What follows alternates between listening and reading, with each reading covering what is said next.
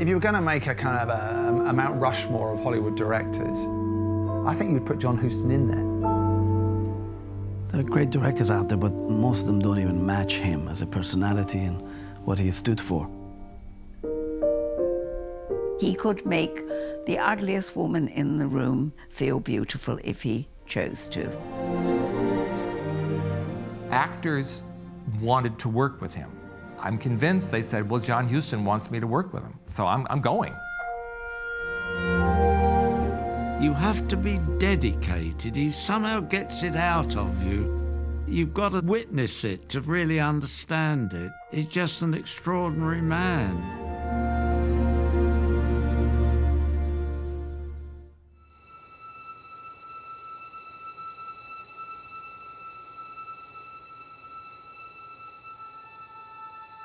John started his career a little late. He kind of wandered the world, having experiences before he settled down to first being a screenwriter and then being a film director. He went off and he became an artist. He went to Paris. He published short stories. He wrote plays. He explored many different things. He famously went to Mexico and joined the cavalry in Mexico. His father, of course, was Walter Huston, one of the great actors from the 30s and the 40s. So he was brought into the world of theatre and the nascent movie industry. So he didn't come to it cold. But when John came back, from the Mexican cavalry and going around the world and doing all these adventurous things, and then wanted to get serious, Walter helped him time and time again. Being on the Warner Brothers, label, working with a bunch of great writers and directors even then, it shapes you. He did Jezebel, Dr. Ehrlich's Magic Bullet, and then Sergeant York. And I think he said to them with Maltese Falcon, I want to direct this. First film, don't look back. What do you want here? Oh, I'm Sam Spade, Tom Polhart's phone. Oh, I didn't know you at first there, back there. But Maltese Falcon is a dark film. It's a film about treachery. It's a film with wonderfully kind of over-the-top villainy. He took the Hammett conception, the hard-boiled novel, and he brought to it, as a young man, that kind of gravity from his own experiences, that kind of sense of, embittered but worldly wise that Bogart kind of embodies within the film. Let's see, shot up here, huh? Standing like you are with his back to the fence. The man who shot him stood here. Went over backwards, taking the top of the fence with him, and went on down the hill and got caught on that rock. That it? That's it, the blast burning. In Sam Spade, there was kind of an archetypal private eye, film noir, kind of existential hero. And it has this great Bogart performance that kind of defined Bogart, really, for the first time. And I think he and Huston had a kind of sparring but kind of pivotal creative relationship. Oh, they were sick as thieves, John Bogey. They got on like a house on fire. They were both smokers, drinkers, and obviously roustabouts in their earlier days. I want to talk to Mr. Cairo, Joel Cairo. At that time, there's this kind of prescribed logic to how you did films, and you planned ahead, and you went through the script, and you storyboarded, and you knew everything beforehand. And Huston's method was knowing nothing beforehand. I'm sure he did. I'm sure he knew exactly what film he wanted to make. But what he didn't want to do is have it all preordained. And he liked that kind of spirit within Hammett's kind of writing. Is there that kind of way it kind of bumps and jostles and gets to where it's going through a very kind of almost lifelike pattern. Where is he? What? Where is he? Oh. Cairo. What do you think you're doing, Jack? Kidding me? I'll tell you when I am. He used to like to shoot as much in continuity as possible. I think it probably had to do with John's lack of focus. And he had trouble following it unless it was done that way. And he did all of his films that way. He really liked the idea of you create the film as you make it, rather than pre-production or post-production. And it is said that he did very little editing because the film was almost completed. We never came off the floor with a film of, say, 4 hours that could only run 2. You really only had to trim it out and, 10, 20 minutes. But that was, you could get that with trims, not with cutting large chunks of the film. No, he shot to a length. He was, having been a screenwriter, he knew how to write to a length.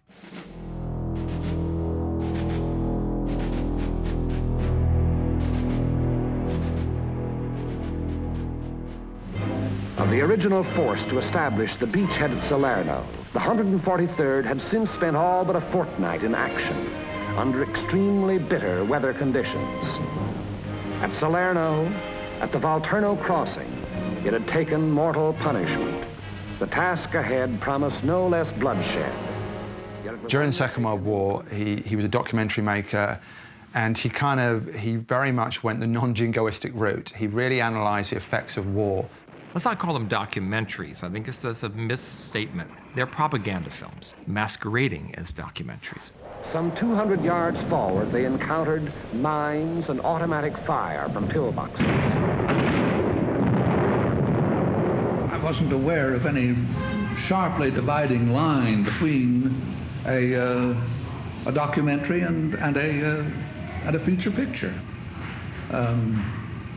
except that the one that I talked about. In the feature picture, you wrote the script first and then shot the picture. And in the documentary, you shot the picture and then let the script come out of it.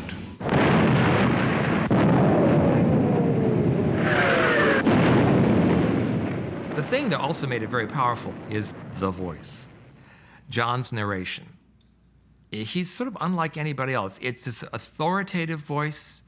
It's a calm voice, it's a reassuring voice, and it's a melodramatic voice. Volunteer patrols made desperate attempts to reach enemy positions and reduce strong points. Not a single member of any such patrol ever came back alive. Quite famously, his films were banned because they weren't, very pro-American. He really started to analyse what the effects of war were on the veterans. And again, that's a theme that comes up a lot, the idea of courage and what war does to people. And I'm told there was even a scene where he showed, the faces of dead soldiers lined up, and then he had, I think, people read their letters over their faces, these letters home. I mean, it was evidently just gut-wrenching. Our initial assault on San Pietro had been repulsed with heavy casualties. A number of these men were casualties, and I photographed them being put into their mattress covers. That required sitting them up and pulling the mattress cover around them so their faces would come into the camera. And I had the lines, the words that they said in their own voices, their own words and their own voices over those close-ups of the men themselves. When the War Department saw this, they went nuts. Forget this, and they completely re-edited it. I suppose it was too effective, too emotional, and I agree, quite rightly, it was deleted from the material, from the final material.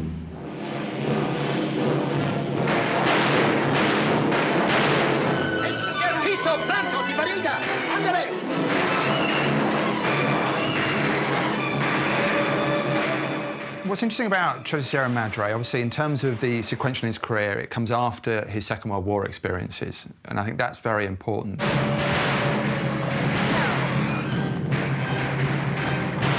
And it's men disillusioned, men isolated, men turning on each other, revenge. It's kind of a language of the wild and man's place in it. And sort of, again, from the Second World War, man's fragility within the wild. What gets me is how he can go all day long in the sun without any water. Maybe he's part camel, too. Nobody ever went to location to shoot films. And plus the fact Mexico, he had a certain love affair with Mexico, because eventually he did move to Puerto Vallarta. I think he was there for a number of years. I got it. The tiger. Yeah, that's it, the tiger. But they dragged him off to his lair, that's what. Yeah, pretty soon, not even the bones will be left to tell the story.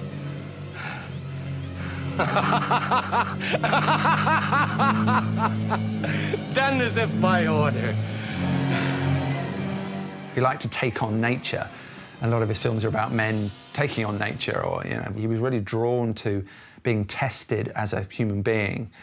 Again, as his films are about people being tested by their environments. Mind taking the tiller, miss? But I can't steer. Come on.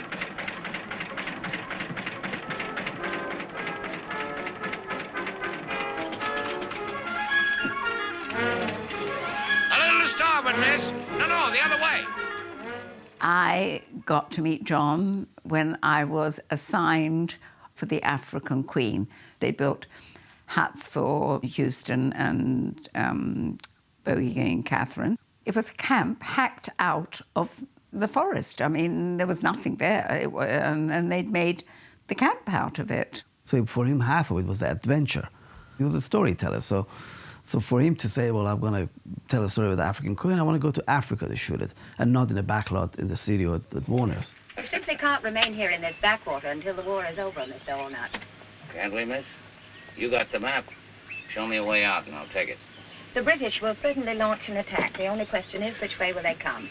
Well, maybe from the sea up the railway to Limbazi, but that would put the Germans between us and them. Mightn't our soldiers come in from British East, Mr. Allnut? Yeah, they might, but the war in Europe would be over before they ever hacked their way through that forest. There's the film itself, and there's the story of its making, which is just as good as the film itself, almost. And it comes back to Huston's way of filmmaking and way of living. It's all about you experience it, and you can't fake life. John didn't appear the first morning. We all got down there, Bogey and Catherine, and we all got on to the African Queen. And our director wasn't there, and he turned up at lunchtime, and the other sort of production managers going mad, and John said, oh, I knew the weather wasn't good enough. You know, it wasn't raining, it was just a bit grey. I knew it wasn't good enough for shooting. Catherine was quite a disciplinarian, so she couldn't understand why he wasn't there. I think he liked the idea that Hepburn felt detached and, you know, separated from what him and Bogart were getting on with it. Plus the fact that him and Bogart went back years and enjoyed each other's company and enjoyed each other's rivalry, you know, it was just there. For him, everything was experience and everything was doing and being there in the moment. So I think he let the film kind of bleed, the acting kind of bleed off the screen and into the kind of what was going on around it. So the kind of the hard drinking, the messing around, the being the tough guy with his actors was almost part of the process. So what they were doing in and around the shoot kind of then ended up on screen because he'd got this kind of atmosphere going, and the performances are sensational in that respect. No, ain't no use, Rosie. I was forgetting the prop. The blade's gone. Can't we go on the blades that are left? No, the prop would be out of balance. Its shaft would be all twisted up like a corkscrew again. We'll have to make a new blade then. There's lots of iron and stuff that you could use. Yeah, tie it on. I think in Bogart, he kind of got some richness out of him. He was getting on in life. I think he was wearying of acting.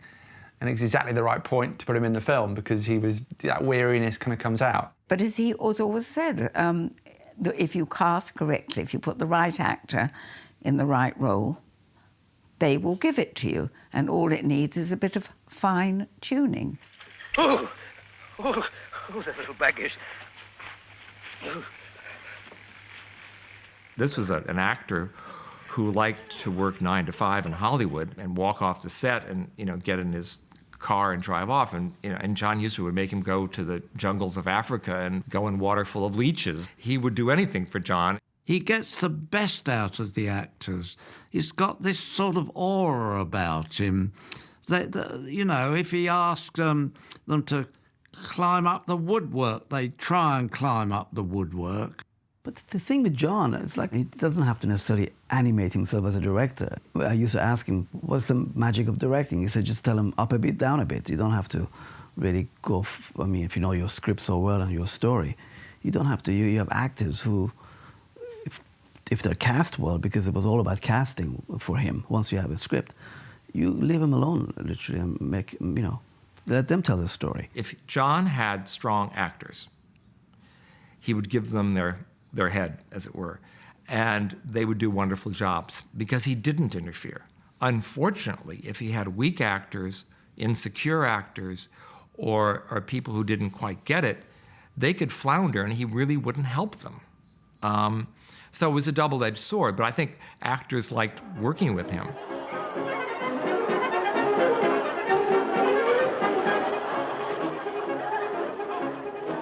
You should not drink so fast, Monsieur Lautrec. It burns your stomach. I'm thirsty. Please. Wine is for thirst.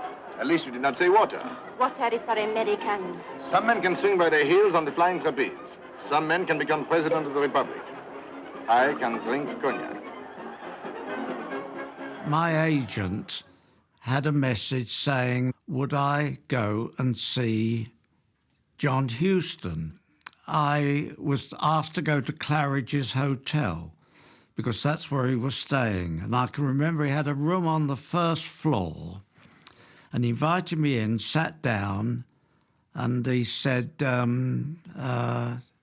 me about yourself, kid. And I said, you know, I was a cinematographer. Yes, he knew that. And what films had I done? Henri, I thought I'd find you here. I've great news. Ah, Maurice, have a drink. He was writing notes all the time. And this conversation went on for about 15 or 20 minutes. And then he said, oh, thank you. And ushered me to the door. And I looked on the desk as I went out where he'd been writing. And he'd actually been drawing a picture of me, and it wasn't bad, I thought. So I thought, well, that's not very good. All he's been interested in doing a bit of painting of me. That's not bad. Thank you. It might make a good poster for the Moulin. Well, it might have that. I tell you what I do, Monsieur Lautrec. You make that poster, and I give you free drinks for a month. Well, that's the best offer I've had. Think it over. 2 or 3 days later, I got a call from John Wolfe, the producer, and asked me to go and see him.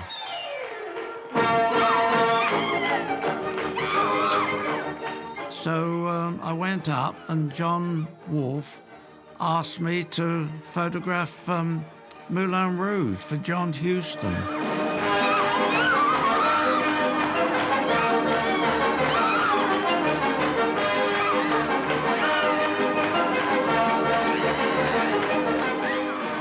He expects you to do more than just strictly your job. I remember a classic example of him getting me to go and watch a rehearsal of the Can-Can. And he turned to me and said, what do you think of those costumes? And I said, well, I don't think they're the right ones, really. You know, we should have more of a black and white costume with the frills. And he called the costume lady over and said, Oz doesn't like the costumes. Not him. I didn't like the costumes. Have you got any other costumes? And of course she had. Put the other costumes on, and of course it was fine. The thing was, I was being blamed. And that, I learnt, was a sign that he's very fond of you. And from then on, I mean, he trusted me in anything I did. From my point of view, working with John, was that he used to let me stay on sometimes, and I'd see the rough cut and I'd make comments. He respected people's jobs, and if he thought that you were doing it well, he was always encouraging. Looming straight up and over us, like a solid iron figurehead suddenly thrust into our vision, stood Captain Ahab. His whole high, broad form weighed down upon a barbaric white leg carved from the jawbone of a whale. He did not feel the wind or smell the salt air. He only stood staring at the horizon. It's not a surprise that he was the guy to tackle Moby Dick. What is the ultimate story of man versus nature? Well, it is probably Moby Dick. You ought to look for the white whale. A whale as white and as big as a mountain of snow. And there's a little bit of Ahab in him as well, that driven nature, that obsession with, finding the white whale, and for Huston it must have been finding the white whale of movies, whatever it may be. Long days and nights we strained at the oars. while the white whale swam freely on. Well, I think he considered being on the camera boat as a holiday. He just sits there and enjoys himself while we struggle to get it right. And, you know, you get the answer, "Let me know when you're ready, kid." That used to be his famous line. Because basically, when you see him direct, he's a lazy director. I mean, he never gets out of his chair, and you think he's not concentrating. But that's the thing. You've got to be very careful. He is concentrating. He's subletting all his ideas out to his unit, and that's how he gets a good crew together.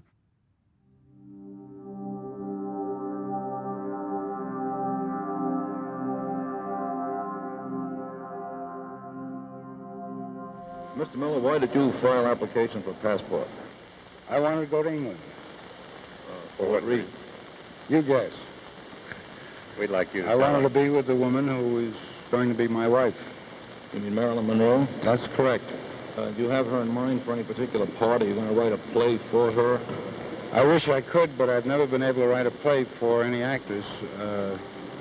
If she fits one of the characters, she's got the job. Arthur Miller asked my father, and indeed our whole family, up to Roxbury, Connecticut, where he lived with Marilyn, to read something he had written. My father and Arthur went back a very long way. Dad published his first 2 books. And Arthur had asked him up, I think, maybe more in a literary way than in a film way, but he knew Dad had experience with both. And immediately, I think the first thing Dad said to him, "This is a Huston movie." Hello. How'd you make out? Okay. I'd like you to meet a friend of mine. Gay? Yeah. Gay Langland? This is Tabor.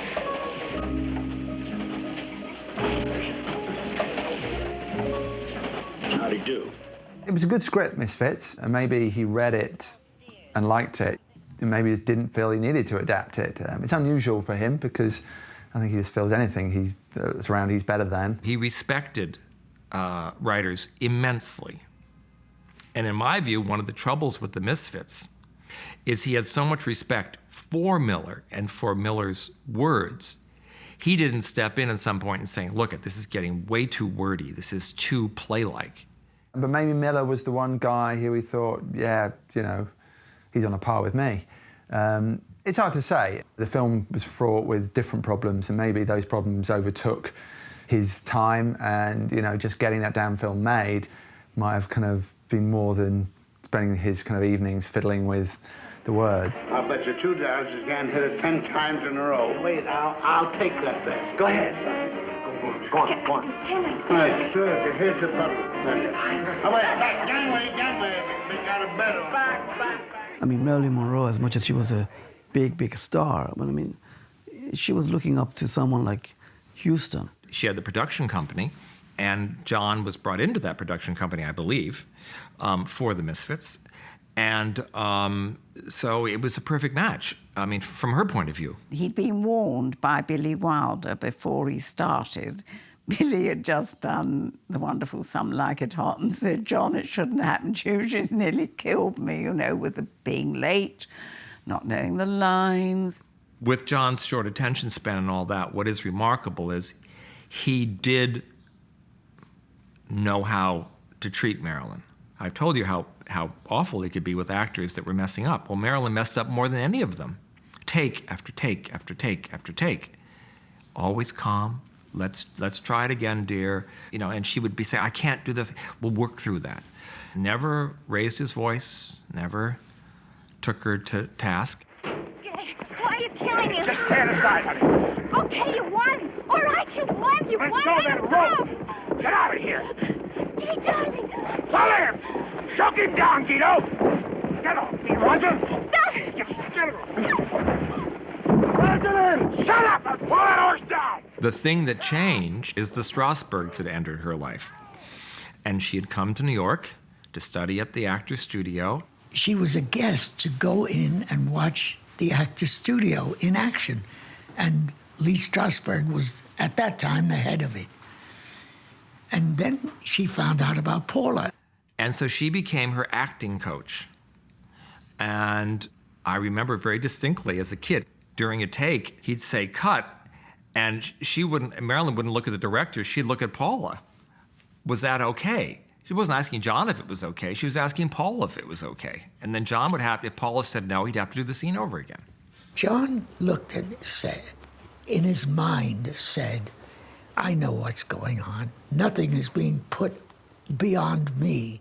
Frankly, there was nothing he could do. She, I think, had kind of lost sight of everybody. You just had to let her do whatever she wanted. You liars! All of you liars! You're only happy when you can see something die! Why don't you kill yourselves and be happy? You and your God's country! Freedom! Later on in the production, months later, John Huston called the cast together and said, I want to warn you about something. I will not interfere with Paula Strasberg being behind the scene, because I know what's going on. And I don't want any of you to interfere with her going ahead and helping Marilyn Monroe. Maybe there was subtlety at work. He thought the way you can play Monroe is not to holler, is not to nag at her, because directors, Billy Wilder and people at past have tried the screaming and it's done nothing. Maybe he was thought, if I leave her be, I can get something out of her. He knew how delicate she was, and he treated her accordingly.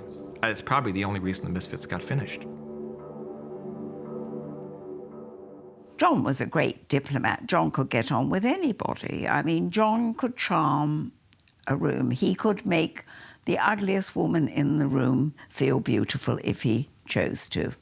I've seen him do it many, many times. I think Marilyn's one of the only women he didn't sleep with. Quite amazing. He had this thing with women. Valeria, for instance, she didn't speak any English and he didn't speak any Italian. They were lovers. And in fact, he found it, I think, very hard to have a really good relationship with a woman. And it is not sort of, to forgive him those things, but often you'll find it's about, if you are, settled, you're not creating great art. You're not discovering that side of yourself. So he was moving on through women and marriages and great passions with alarming swiftness, because he fed off that as much as, as part of his creative journey. Rosalind, this is Perce Howland. Well, old Gay's sure coming up in the world. How do, man? This is Isabel. Hi. Oh, excuse me. I got a call in for home, but they keep putting me in Wyoming. Hello? John's relationship with Monty Clift changed because on The Misfits, Monty, I remember he had his telephone scene and he did it in one take and he didn't have to cover it and he was word perfect. Oh, no. My face is fine. It's all healed up.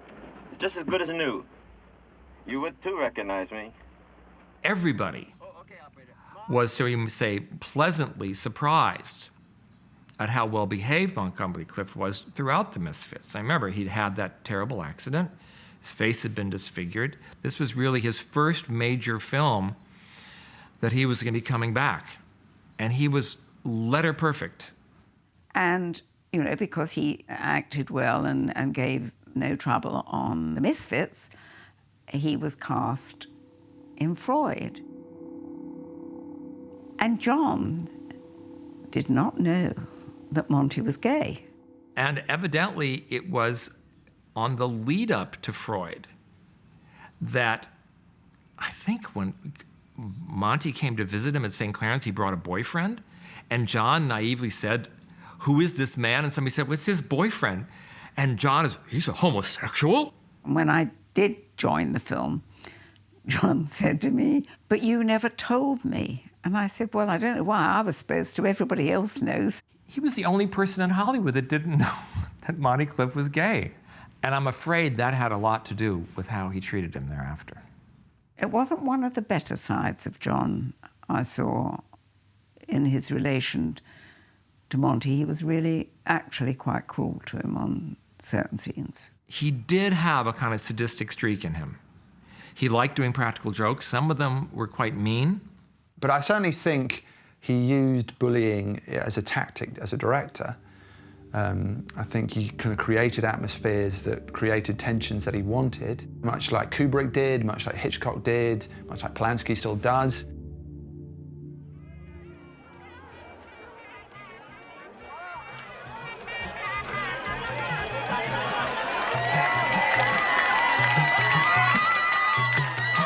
He was drawn to subjects that were very production-driven, very much about location. For a man who travelled the world, you know, you can't let that go, and films allowed him to carry on travelling the world and be in places and experience them. And The Man Who Would Be King, you know, is the kind of perfect example of what Huston was all about. Morning to you, brother.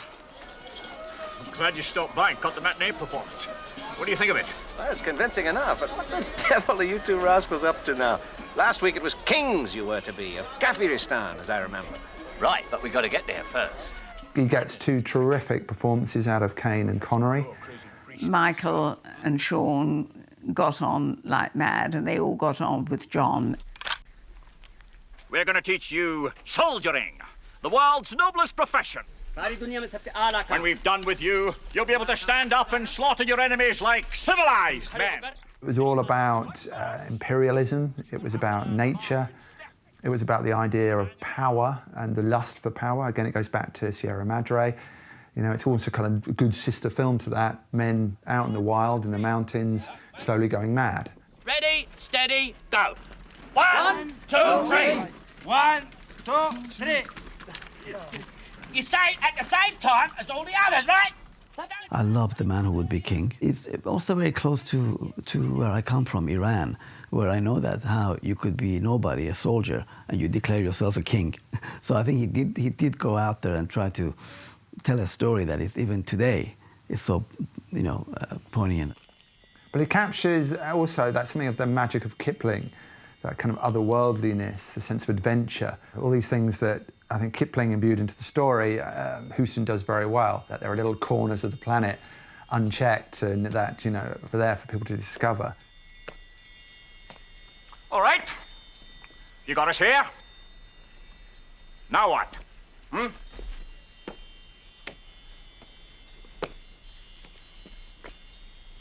Where's your high pangendrum?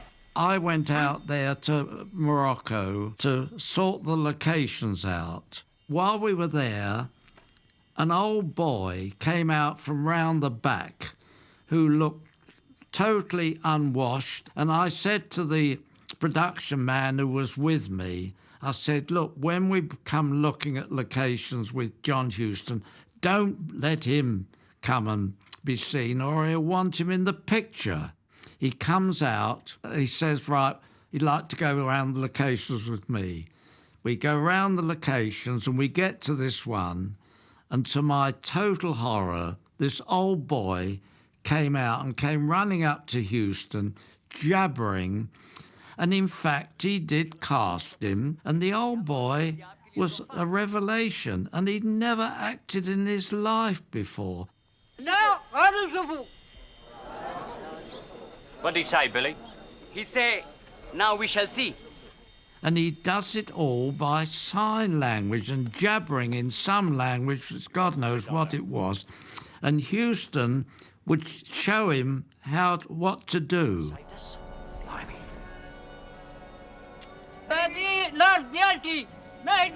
Only highest of high priest knows about the sign. Put in stone long ago by Sikandar. Now, Kafu Salim rejoicing at the coming of his son.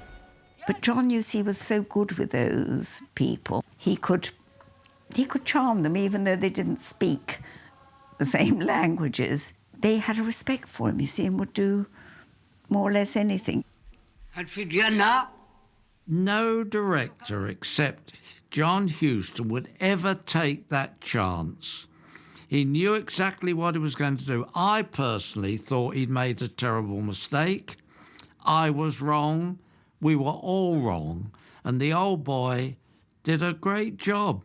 And he came out with this wonderful line, now I'm immortal, because he'd never seen a film and everything, and they brought him to the rushes and he saw his face on, you know, and so it was a lovely line, now I'm immortal.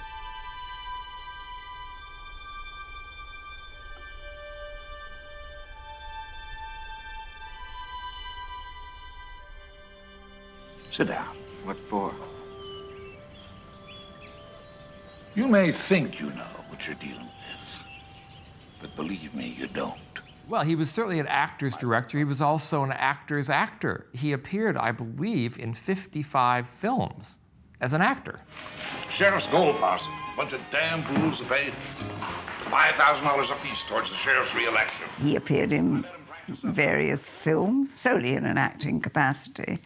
And although he always made his actors learn the words perfectly, I think he had a great deal of difficulty learning the lines.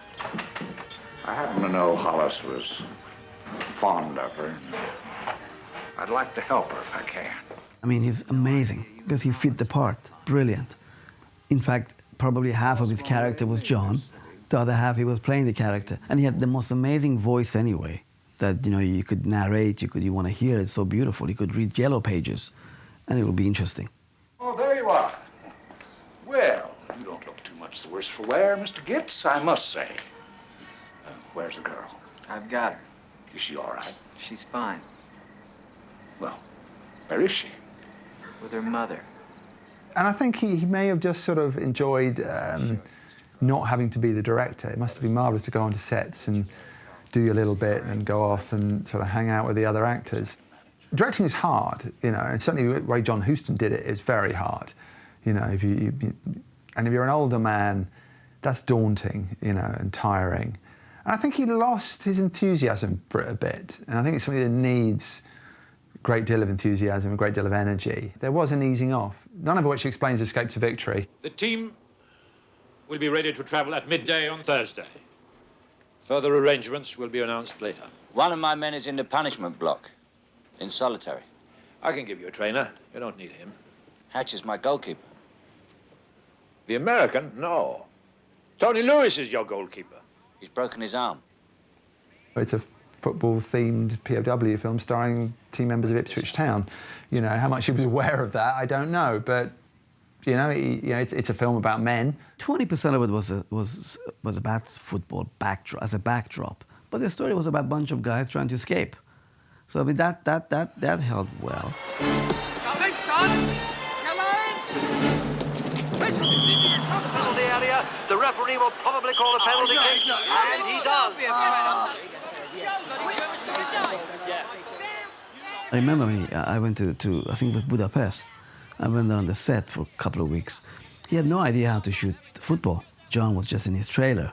And I think his AD was Tommy Shaw, where Tommy was directing a lot of the time.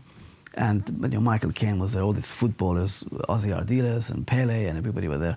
Stallone, of course, was playing the goalkeeper. But I never forget the fact that John was saying, why don't you go and there's 16 cameras and do you direct the football sequence with Tom Shaw? You know, it kind of marks the point where I think some of his love of filmmaking started to wane, and his sort of commitment to himself as some kind of auteur or artist, you know, was drifting away, and he was moving into that rather kind of peculiar second phase of his career.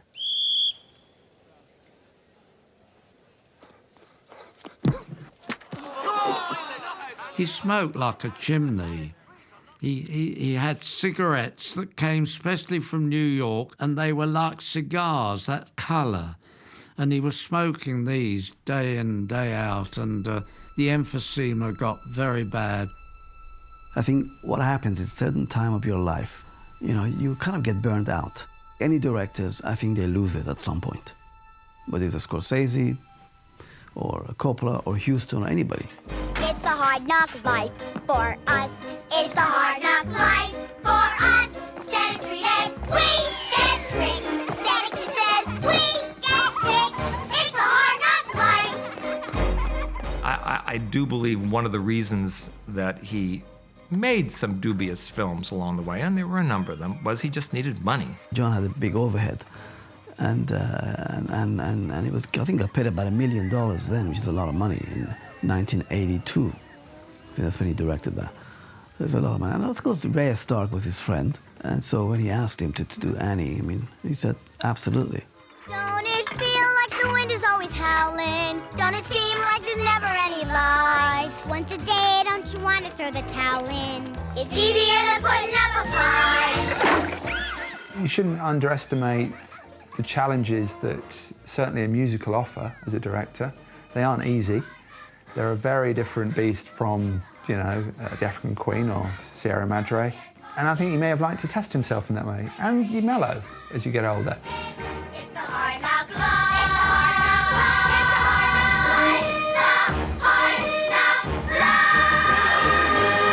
Life. I think certainly there was a generational thing going on. I think as you get to a certain age, when you become a grandfather figure, I think that makes people think about themselves as fathers, because you see your sons become fathers and you see your daughter become mothers. And I think that makes you think about family a lot more. And I think he did maybe turn to subject matters. You know, Annie is about an orphan, you know. It's about fatherhood in some ways. It's about adapting to that. I don't mean to hurt your feelings. You've been nicer to me than anybody in the whole wide world. But I've been dreaming of my folks for as long as I can remember, and I just gotta find them.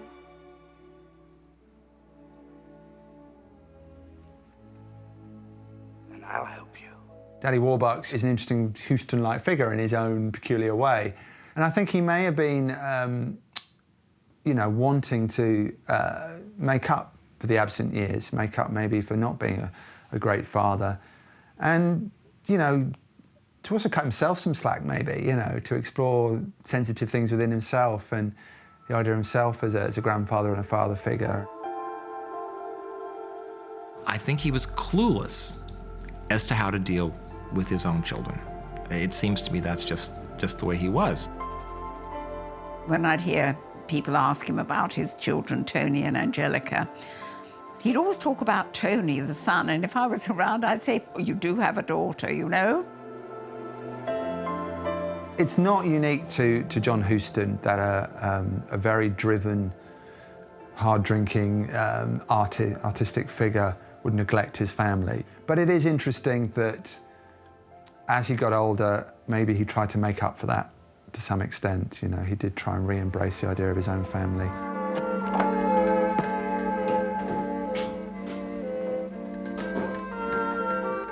Well, I graduated from the film school with Danny Huston, and both of us were kind of kids. We had no idea what we were doing next. So I was developing this project called Mr. Corbett's Ghost, based on the book by Leon Garfield. Still open for business? Never too late to be of service, sir. So I said to Danny, why don't you direct and I'll produce it? So we kind of, both of us get on board together and then get your old man to play the soul collector. He said, well, that sounds like a good, you know, proposal. And that's how it all began. Will you wait? Tonight? New Year's Eve? No, deliberate. I'll be at supper at Jack Straw's castle. Just being around him, you know, just like, oh, wow, you know, you keep pinching yourself. Far, not too far. Eh? Deep down, we knew he was not going to say no, because he wanted to help Danny.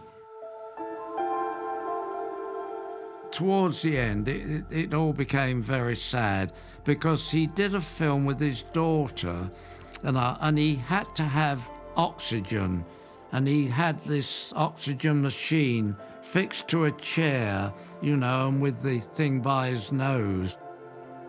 We did the Mr. Corbett's. During the take, we had to take the oxygen out and put him back on again, and we used to generally do, I think, not more than 2 or 3 takes, because it was, you know, it was hard. He wouldn't remember his lines. There's certainly a gravitation towards working with his offspring and kind of maybe re-embracing the idea of family. Yes, I mean, he wasn't the greatest dad because he wasn't around. I mean, there's nothing new about that. But he did for all of them. I mean, for Danny, Mr. Corbett, for Angelica was Pretty's honor, and for Tony was the dead. So he really did kind of redeem himself, because they all have a career because of that. The emphysema got very bad, and of course, in the end, I think that was his downfall. I think it's mentioned that at the end, Michael Caine and Sean Connery went to see him in his sickbed when he was very ill, and he smiled and mentioned their names from the parts they played in Man Who Will Be King. You know, that you've come to see me. And I think shortly after that he died.